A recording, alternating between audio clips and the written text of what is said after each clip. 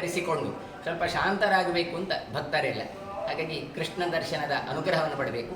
ಊರಿನವರಿಗೆ ಒಂದು ವಿನಂತಿ ಏನು ಕೇಳಿದರೆ, ಆದಷ್ಟು ಮಧ್ಯಾಹ್ನ ಮೇಲೆ ಬಂದರೆ ಒಳ್ಳೆಯದು.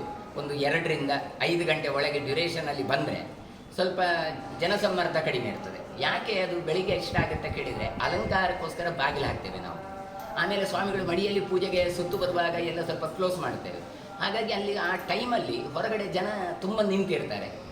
ಅವರು ಗಲಾಟೆ ಮಾಡಲಿಕ್ಕೆ ಶುರು ಮಾಡ್ತಾರೆ, ಅಲ್ಲ ನೀವು ಅವರಿಗೆ ಬಿಡ್ತೀರಿ, ನಮಗೆ ಬಿಡೋದಿಲ್ಲ, ಊರಿನವರಿಗೆ ಬಿಟ್ರಿ ಅಂತ.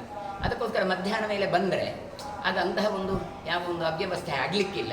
ಹಾಗಾಗಿ ಊರಿನವರು ಕೂಡ ಮಧ್ಯಾಹ್ನ 2 ರಿಂದ ಒಂದು 5 ಗಂಟೆವರೆಗೆ ಈ ಡ್ಯೂರೇಷನ್ನಲ್ಲಿಯೇ ದರ್ಶನಕ್ಕೆ ಬಂದರೆ ಸ್ವಲ್ಪ ನಮಗೂ ಅನುಕೂಲ, ಅವರಿಗೂ ಅನುಕೂಲ ಅಂತ ನಮ್ಮ ಅಪೇಕ್ಷೆ. ತುಂಬ ಸೆಕೆ ಇದೆ, ಹಾಗಾಗಿ ತುಂಬ ಬಿಸಿಲಲ್ಲಿ ಎಲ್ಲ ನಿಂತುಕೊಳ್ತಾ ಇದೆ. ಇದನ್ನೆಲ್ಲ ಗಮನಿಸಿದಂತಹ ಶ್ರೀಪಾದರು ಅವರಿಗೆ ಸ್ವಲ್ಪ ನೆರಳನ್ನು ಕೊಡಬೇಕು. ಯಾಕೆ ಕೇಳಿದರೆ ಅದು ಬಿಸಿಲ ಕಾಲದಲ್ಲಿಯೂ ಕಷ್ಟ, ಮಳೆಗಾಲದಲ್ಲಿಯೂ ಕಷ್ಟ. ಮಳೆ ಬರುವಾಗ ಮಳೆ ಬರ್ತದೆ ಅಂತಾಯಿತು, ಬಿಸಿಲು ಕಾಲದಲ್ಲಿ ಸೆಕೆ ಆಗ್ತದೆ ಅಂತಾಯಿತು. ಅದಕ್ಕೋಸ್ಕರ ದರ್ಶನದ ಕ್ಯೂ ಸಿಸ್ಟಮ್ ಮಾಡಿ, ಆಮೇಲೆ ಇಷ್ಟವರೆಗೆ ಇತ್ತು, ಒಂದು ವ್ಯವಸ್ಥಿತವಾಗಿರಲಿಲ್ಲ. ಅಂದರೆ ಕೆಲವು ಒಳಗಿಂದ ಬರೋದು, ಆ ಕಡೆಯಿಂದ ಬರೋದು, ಈ ಕಡೆಯಿಂದ ಬರೋದು ಅಂತ ಇತ್ತು. ಇಲ್ಲಿ ಕೃಷ್ಣ ಮಠದಲ್ಲಿ ಹೀಗೆ ದರ್ಶನ ಮಾಡಬೇಕು ಎನ್ನುವಂಥದ್ದು ಒಂದು ನಿಯಮ ಇದೆ, ಶಾಸ್ತ್ರ ನಿಯಮ.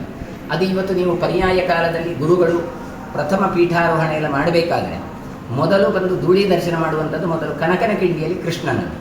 ಹಾಗಾಗಿ ಕನಕದಾಸರ ನೆನಪನ್ನು ಮಾಡಿಕೊಳ್ಬೇಕು. ಒಬ್ಬ ಭಕ್ತನಿಗೆ ಒಲಿದ ದೇವರು ಕೇಳಿದರೆ ಅದು ಉಡುಪಿಯ ಕೃಷ್ಣ.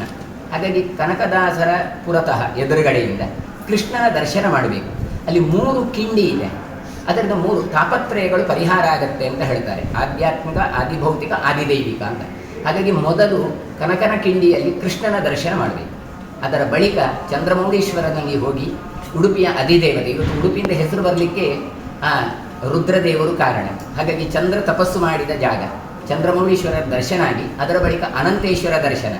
ಇಲ್ಲಿ ಮೊದಲಿದ್ದ ದೇವರು ಯಾರು ಕೇಳಿದರೆ ಅನಂತಾಸನ. ಹಾಗಾಗಿ ಅಲ್ಲಿ ದರ್ಶನ ಮಾಡಿ ಆಚಾರ್ಯರ ಒಂದು ದಿವ್ಯ ಸನ್ನಿಧಾನದಲ್ಲಿ ಪ್ರಾರ್ಥನೆ ಮಾಡಿ ಬಳಿಕ ಕೃಷ್ಣ ಮಠದ ಒಳಗೆ ಹೋಗಿ ನವಗ್ರಹ ಕಿಂಡಿಯಲ್ಲಿ ದರ್ಶನ ಮಾಡಬೇಕು ಅಂತ.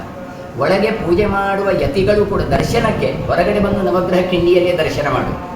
ಹಾಗಾಗಿ 9 ರೀತಿಯಾದಂತಹ ಗ್ರಹಗಳ ದೋಷಗಳಿದ್ದರೂ ಕೂಡ ಅದರಲ್ಲಿ ಪರಿಹಾರ ಆಗುತ್ತೆ. ಪೂಜಾ, ಶನಿ, ಕೇತು, ರಾಹು ಇದೆಲ್ಲ ದೋಷಗಳು ಪರಿಹಾರ ಆಗುತ್ತೆ. ನವವಿಧ ಭಕ್ತಿಯಿಂದ ನೋಡಬೇಕು ಅಂತ.